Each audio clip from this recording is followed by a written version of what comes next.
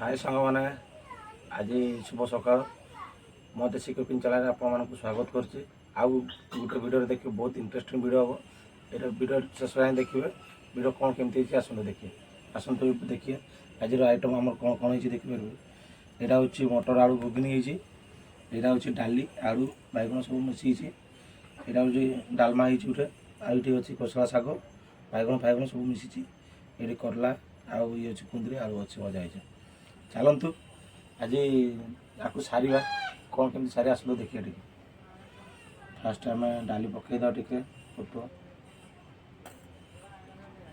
तापर मटर घुगुन टे पकईद शाग टे मिक्स कर देखिए।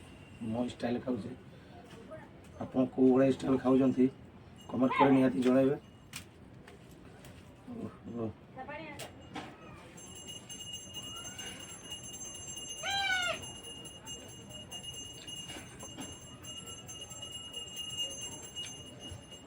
बहुत सुंदर रही।